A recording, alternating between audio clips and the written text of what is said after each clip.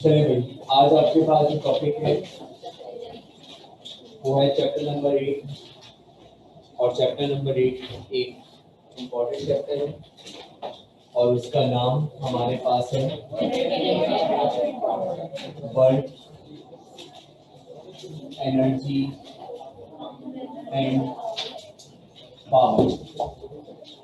अब थोड़ा सा हम बोर्ड की जाने अपनी कंसंट्रेशन लगाना चाहते हैं।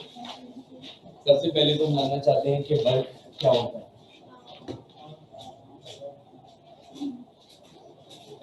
ठीक है, आप लोग कह रहे हैं कि वर्क का मतलब होता है काम।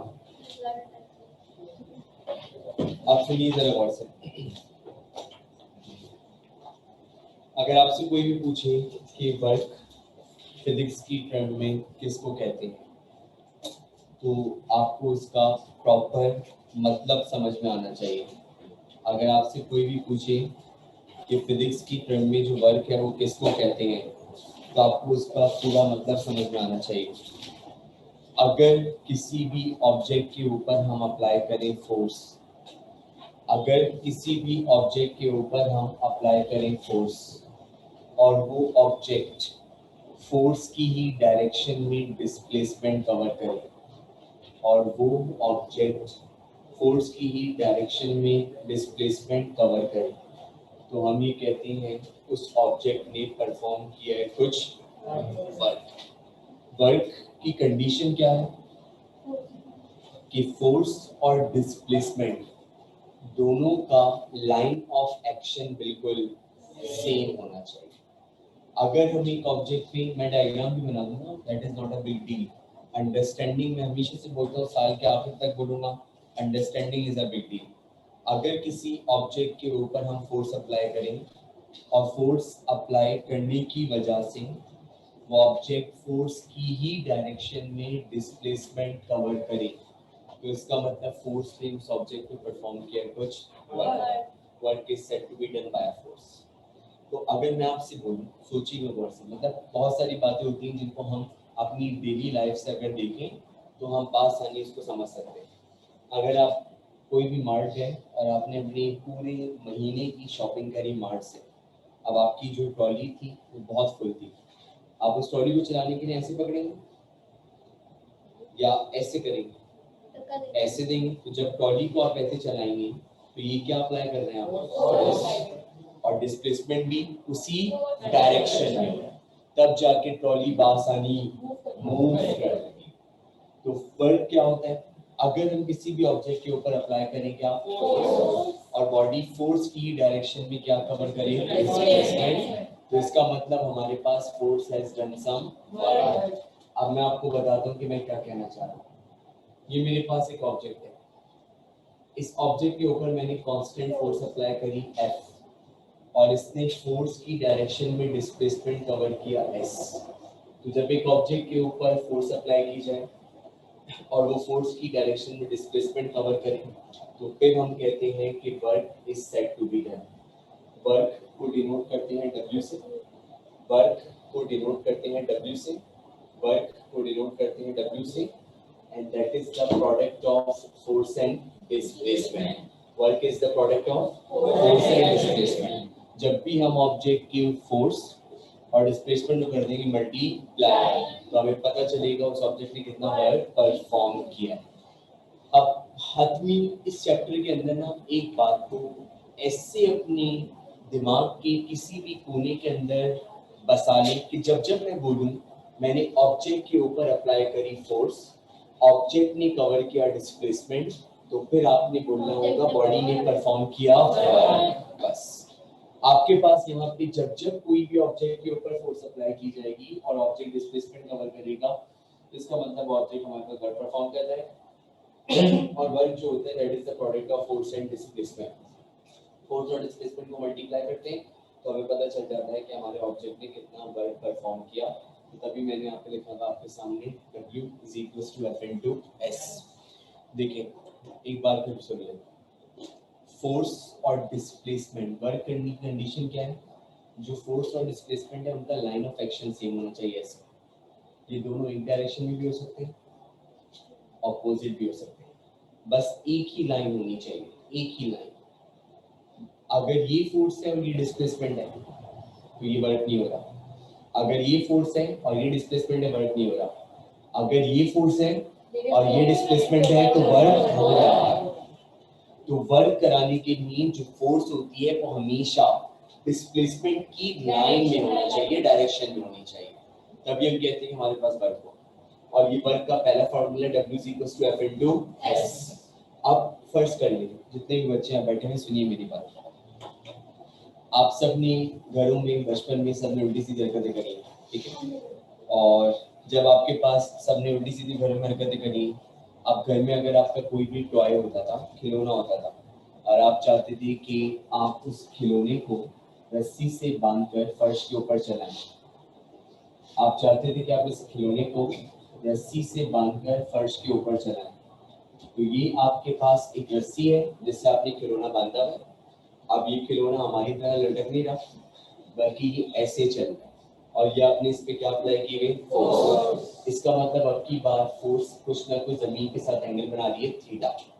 अब की बार ये जो फोर्स है जमीन के साथ एंगल बना रही है, कौन सा? थीटा। और ये जो है ना, ये वाली चीज, मतलब ये जो टॉय है, this is not moving like this, this is moving like this. ये सरफेस से मूव कर रहा है, इसका मतलब this is covering displacement S. अगर ये वाली फोर्स इसको मूव करवाने के लिए पूरा रिस्पॉन्सिबल होती है, तो ये उसी डायरेक्शन में जाता है जिस डायरेक्शन में फोर्स लगी। अगर फोर्स ऐसे लग रही है तो ये भी ऐसे नहीं जाता, ऐसे जाता, लेकिन ये ऐसे नहीं जा रहा, ऐसे जा रहा है।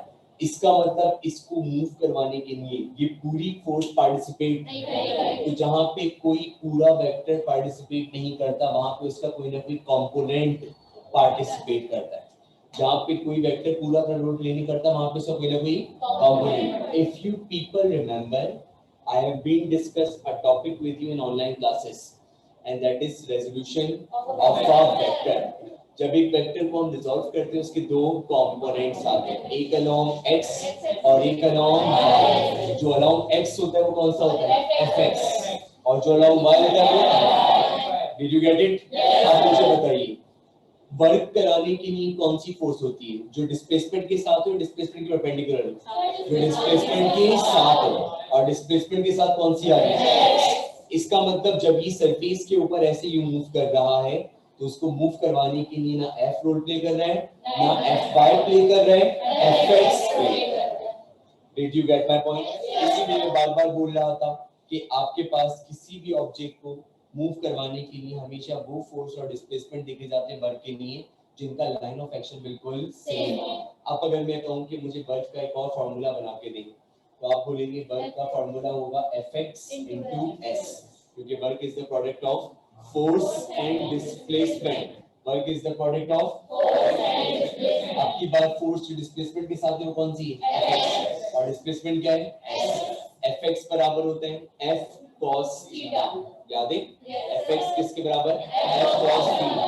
Fx किसके बराबर? F cos theta. Fx की जगह पे आ गया F cos थीटा, साथ में क्या लिखा हुआ है? S। अब इसको अरेंज करें, जब अरेंज करा तो क्या बना? W is equals to Fs cos theta। W is equals to W is equals to ये फॉर्मूला उस वक्त लगेगा जब फोर्स और डिस्प्लेसमेंट के बीच में कोई ना कोई एंगल होगा, और ये फॉर्मूला उस वक्त लगेगा जब कोई एंगल नहीं होगा। तो वर्क के कितने फॉर्मूले पढ़े? दो। एक W is equals to Fs और एक W is equals to Fs cos theta। अब मेरी बात सुनिएगा, चलते हैं वर्क के यूनिट की तरफ। अब जब मैं आपसे यूनिट ऑफ वर्क की बात करूंगा, तो वर्क का SI यूनिट कहलाता है joules. Work is measured in joules. Work is measured in joules. Joules नहीं, joules, JOULE, joules. Work is measured in joules. Work is measured in joules. Work कैसा unit? Work कैसा unit? Work is measured in work कैसा unit? Work is measured in नहीं मिलेगा। Work is measured in work कैसा unit? अब जरा गौर से देखिएगा, वर्क बराबर है F into S। Force is measured in newton, displacement is measured in newton meter is equivalent to joules. एक नंबर की ब्लैंक आज तक पेपर में आती है, newton meter is equivalent to newton meter is equivalent to work का SI unit, work का MKS system में, एसआई सिस्टम में, वर्क का एमकेएस सिस्टम में, एसआई सिस्टम में जो यूनिट होता है वो जूल्स होता है, उसको हम जूल्स में मेजर करते हैं, ठीक है, वो हमारे पास जूल्स कहलाता है। अगर मैं आपसे बोलूं कि सीजीएस सिस्टम में वर्क का यूनिट क्या होता है, सीजीएस, मैं वापस आऊंगा, सीजीएस सिस्टम में वर्क इज मेजर्ड इन अर्क, सीजीएस सिस्टम में वर्क का यूनिट अर्क, सीजीएस सिस्टम में वर्क का यूनिट अर्क। ये सब एक एक नंबर के एमसीक्यूज हैं, अगर आपने को सुन लिया तो आपने अपने 17 नंबर सेव कर लिए, और अल्लाह ना करे अगर यही एक एक नंबर के एमसीक्यू आप यूज करते गए तो आपके 17 नंबर वेस्ट होते जाएंगे। तो सीजीएस सिस्टम में वर्क का यूनिट होता है अर्क, और अर्क बराबर होता है 2.5 सेंटीमीटर के, क्योंकि सीजीएस सिस्टम में force is measured in dyne और distance is measured in centimetre, 2.5 centimetre is equivalent to erg. CGS system में जो आपके पास वर्क होता है उसका यूनिट हमारे पास कहलाता है अर्क, उसको हम अर्क में मेजर करते हैं, और अर्क 2.5 सेंटीमीटर के बराबर होता है, वो 2.5 सेंटीमीटर के अंदर मेजर किया जा रहा होता है। ये मैंने आपके सामने कुछ बातें पढ़ाई। अब ये बात भी मैं आपको पहले भी बता चुका हूँ 20-25 बार, और अच्छी बात है कि आज एक बार मुझे आपको फिर बताने का मौका मिल रहा है। अगर एक नंबर का पेपर में लिखा हुआ आ जाए डिफाइन जूल, अगर एक नंबर का पेपर में लिखा हुआ आ जाए डिफाइन जूल, तो इसका मतलब है कि आपने सबसे पहले तो ये बताना है कि जूल किसका यूनिट है, और उसके बाद आपने 1 जूल की डेफिनेशन देनी है। आप अपनी हटा दीजिए, पूरा हटा दीजिए, पूरा मतलब पूरा, जस्ट रिमूव इट और अब ऐसे करिए।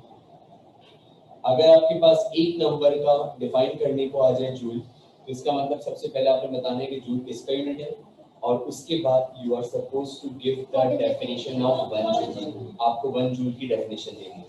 जब आपके पास जूल डिफाइन करने को आएगा तो फर्स्ट लाइन जो आपने लिखनी होगी वो लिखनी होगी joule is the SI unit of work, पहली चीज लिखनी होगी।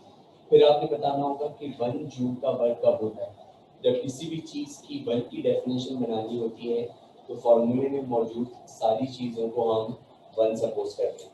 तो मेरे पास जो वर्क है वो बराबर है F into S की। इसका मतलब अगर ऑब्जेक्ट पे लगने वाली फोर्स होगी 1 न्यूटन, और अगर ऑब्जेक्ट डिस्प्लेसमेंट कवर करेगा 1 मीटर, तो फिर इसके ऊपर वर्क डन कितना होगा 1 जूल। तो when a force of 1 Newton causes a displacement of 1 meter, then the work done will be equal to 1 joule।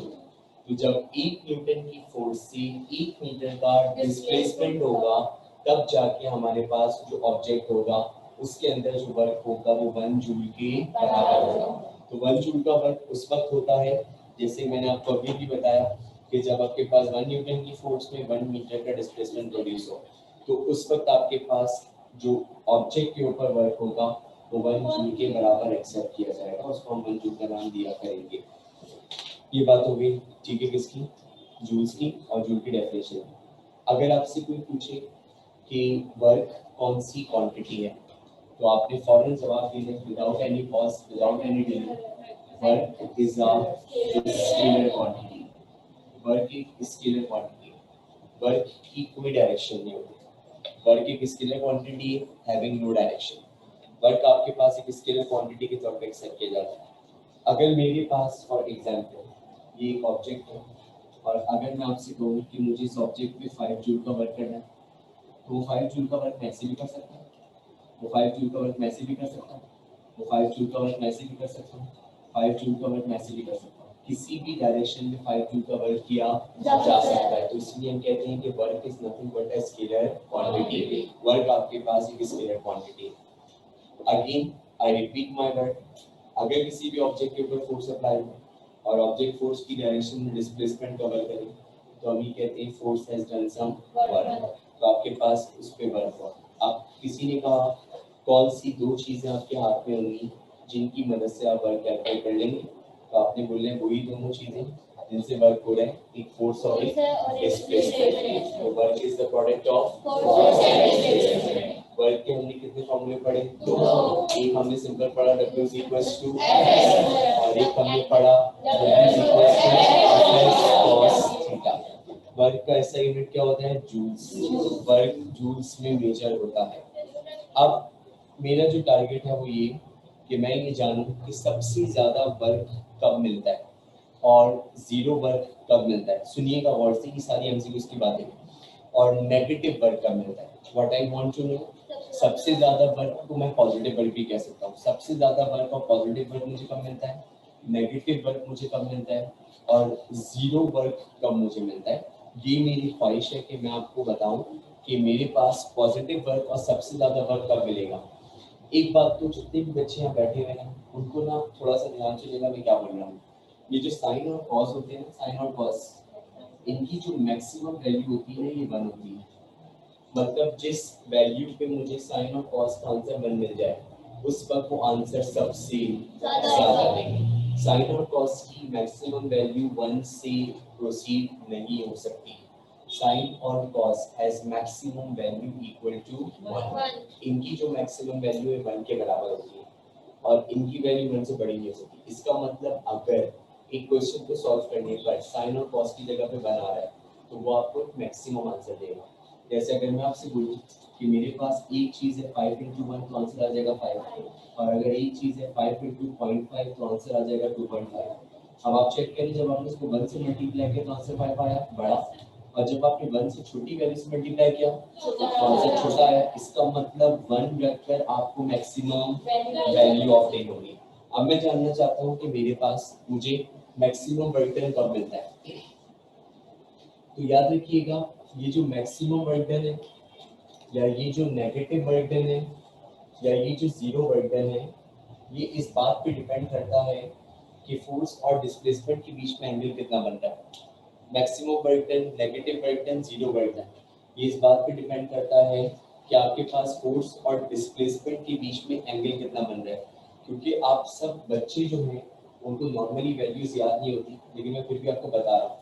cos 0 की वैल्यू होती है 1, cos 90 की वैल्यू होती है 0, और cos 180 की वैल्यू होती है -1। मुझे सिर्फ इन 3 वैल्यूज यहाँ पे कंसर्न है तो मैंने तभी तीनों लिखी है। cos 0 की वैल्यू होती है 1, दिस इज नॉट कोसो, दिस इज cos 0। मैं आपको जैसे बच्चे भी हैं जो कोसो कोसो पढ़ते हैं, ये कोसो नहीं है, cos 0 है। cos 0 is equals to 1, cos 90 is equal to 0 और cos 180 is equal to -1। cos 180 आपके पास -1 के बराबर होता है। अब अगर मैं आपसे बोलूं कि मुझे जानना है कि मुझे मैक्सिमम वर्क डन कब मिलेगा, और मैक्सिमम वर्क डन को मैं मुंह दुख चुका है बोल बोल के हम पॉजिटिव वर्क भी कहते हैं। Maximum work done, positive work done उस वक्त मिलता है जब फोर्स और डिस्प्लेसमेंट दोनों की डायरेक्शन बिल्कुल सेम हो।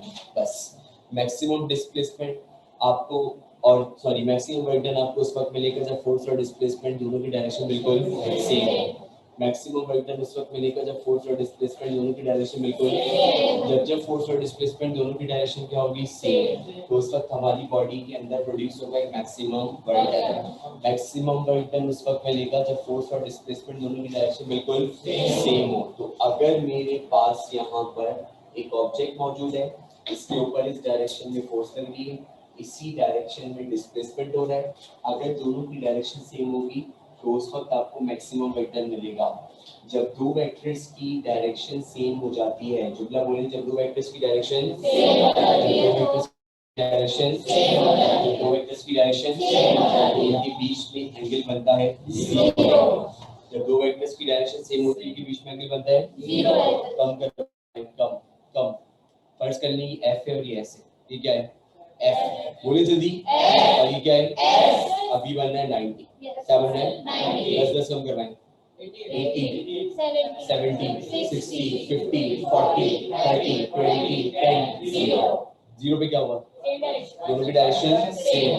Did you get my point. अब अगर मैं कहूं कि इस सूरत में वर्क निकालें, तो जब इस सूरत में वर्क निकाला तो बना fs cos थीटा, और ये बना fs cos theta, cos theta की जगह cos 0, क्योंकि दोनों की डायरेक्शन सेम है। मैं नहीं कहता, कैलकुलेटर कहता है cos 0 1 के बराबर, मैं नहीं कहता, कैलकुलेटर कहता है cos 0 1। तो इसका मतलब यहाँ पे आया cos 0 is equals to 1। तो सिंपल w किसके बराबर आया fs।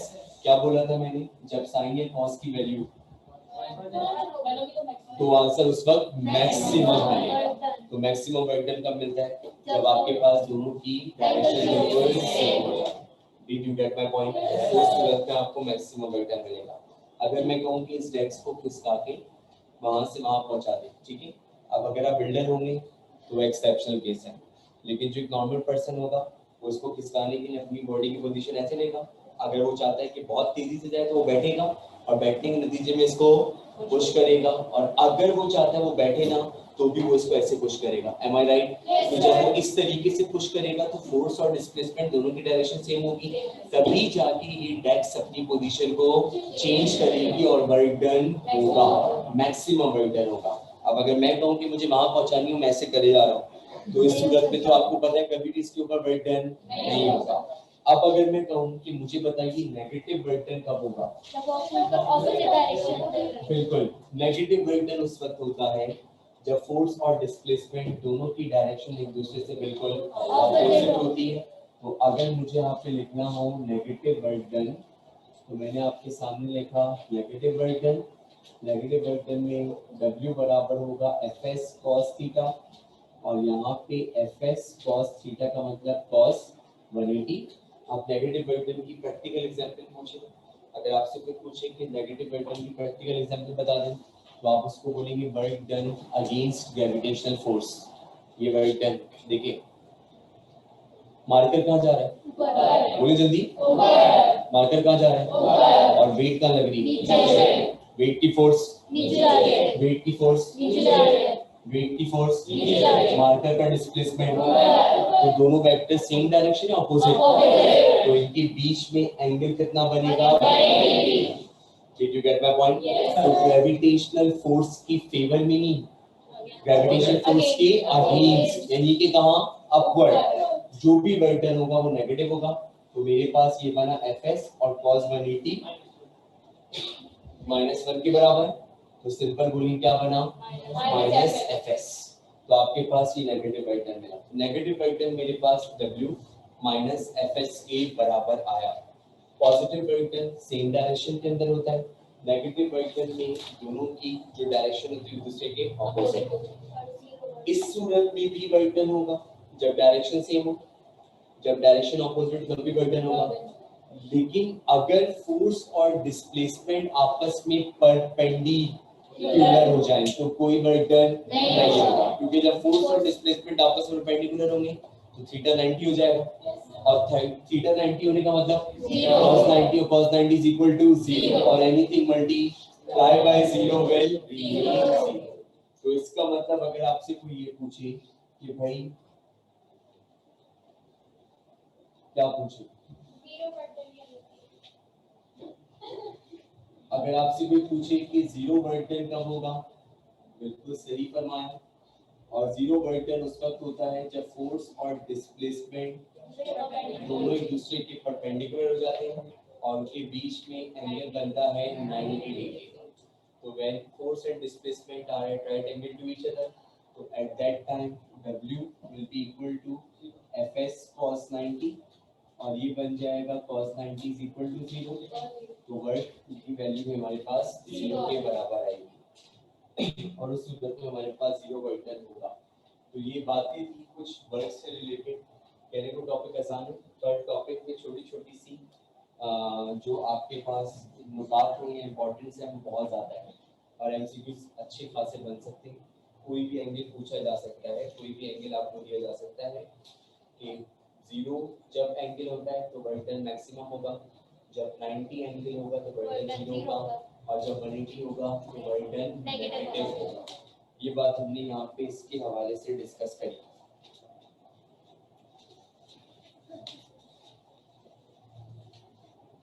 अब जो टॉपिक है उस टॉपिक का नाम आपके पास है एनर्जी। अब जो टॉपिक आता है उस टॉपिक का नाम आपके पास है एनर्जी। जी आप बताइए मुझे, और से भी मनोज, पूरा नाम क्या है? मनोज कुमार। एनर्जी क्या होगी?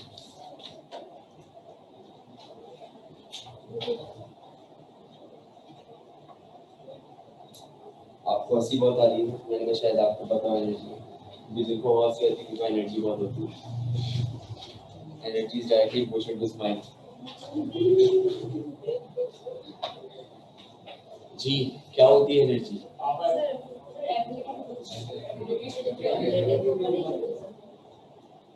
अच्छा, मजे की बात ये कि मैं आपको बाय फेस आज पहली बार देखा और नाम मुझे पता है कि क्लास में मनोज नामी एक इंसान बोलो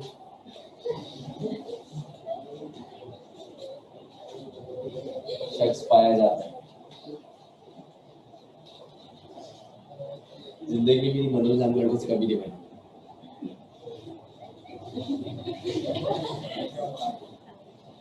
बैठ जाओ जी। आप बताइए what's your name? Sir Shakir. Shajil. Shajil बेटा, would you please like to stand up? आप मुझे बताइए कि एनर्जी क्या होती है? Ability of anything to do work. देखिए, एनर्जी की मिसाल बिल्कुल ऐसी है जैसे हमारे घर का फ्रिज। सिंपल सी बात है, पढ़ना है तो बैठा, पढ़ना है तो ऐसे पढ़े इसको टॉपिक को कि आपको ये छोटी छोटी जो पॉइंट्स होते हैं ना उनसे आपको याद रहे। एक बात बताएं, घर के फ्रिज में अगर 1 जनवरी 2020 को सामान गया तो क्या वो 31 दिसंबर की रात को बाहर निकलता है? घर के फ्रिज में क्या होता है, सामान जाता भी रहता है जरूरत पड़ने पे, बाहर भी। एम आई राइट? बिल्कुल यही हाल किसका है? Energy. Energy is the storage of work. जुमला बोले, energy is the storage of work. Energy is the energy is the energy is the energy is the energy is the energy is the energy storage of work. वो storage of work ऐसा storage of work है जिसमें जरूरत पड़ने पर हमें जितनी energy की जरूरत पड़ेगी हम खर्च करेंगे और जितनी नहीं करनी होगी हम खर्च नहीं करेंगे। जितनी नहीं करना चाहते खर्च वो प्रिजर्व रहेंगे। प्रिजर्व का मतलब महफूज रहेंगे। और जितनी खर्च करना चाहते हो बेसिक बात है निकाल के उसमें से खर्च कर लेंगे। एनर्जी किसी भी ऑब्जेक्ट के अंदर पाई जाने वाली काम की सलाहियत होती है। कोई भी ऑब्जेक्ट होगा उसके अंदर जो भी आपके पास काम करने की सलाहियत होती है वो हमारी आम ज़बान में कहलाती है एनर्जी। कोई भी ऑब्जेक्ट है उसके अंदर काम करने की सलाहियत एनर्जी कहलाती है। मिसाल दे रहा हूँ सुनिएगा, वहाँ पे भी समझा दूंगा, उसको छोड़ दें। अगर मैंने आपको बोला कि ये 3-4 पेजेस हैं और आपको इनकी लर्निंग करनी है घर जाकर, और अल्लाह ना करे आप घर जाके बीमार हो जाते हैं, तो ऑब्वियसली बात है कि आप उसको लर्न नहीं कर सकते। इसलिए क्योंकि उसकी लर्निंग के लिए आपको एट दैट टाइम जितनी एनर्जी चाहिए थी उतनी एनर्जी अवेलेबल नहीं है। क्यों नहीं है? इसलिए नहीं है क्योंकि आप बीमार हो चुके हैं और आप अपनी पूरी जो एफर्ट है वो उस टॉपिक की जाने डाइवर्ट नहीं कर सकते। तो इसीलिए एनर्जी किसी भी ऑब्जेक्ट की काम करने की सलाहियत होती है। आप मेरी बात सुनिएगा, ये जो पंखा है ना, ठीक है, अगर ये कभी कभी आहिस्ता आहिस्ता मतलब फुल स्पीड रेगुलेटर पे भी आहिस्ता स्पीड शो करता है तो कोई एक इलिटरेट बंदा जो होगा ना वो क्या होगा कि पंखा हटा के दोबारा नया लगाओ। लेकिन अगर एक लिटरेट पर्सन होगा तो वो ये कहेगा कि पंखे के अंदर जो कैपेसिटर है उसको चेंज करो। इसका मतलब पंखे के कैपेसिटर ने पंखे को एनर्जी प्रोवाइड करनी बंद कर दी है, छोड़ दी है। तो इसीलिए कहा जाता है कि एनर्जी किसी भी ऑब्जेक्ट का एक स्टोरेज ऑफ वर्क है। अगर ऑब्जेक्ट के अंदर एनर्जी होगी तो वो वर्क करेगा, अगर ऑब्जेक्ट के अंदर एनर्जी नहीं होगी तो वर्क नहीं करेगा। अगर ऑब्जेक्ट के अंदर एनर्जी होगी तो वो वर्क करेगा, अगर ऑब्जेक्ट के अंदर एनर्जी नहीं होगी तो वर्क नहीं करेगा। एनर्जी और वर्क दोनों का आपस में एक ऐसा ताल्लुक है जुड़ा हुआ, इसीलिए जिस यूनिट के अंदर वर्क मेजर होता है उसी यूनिट में एनर्जी मेजर होता है। और both are measured in same units. Work किस में मेजर होता था और एनर्जी भी किस में मेजर होती है। इसको कंटिन्यू करेंगे इंशाल्लाह नेक्स्ट क्लास में।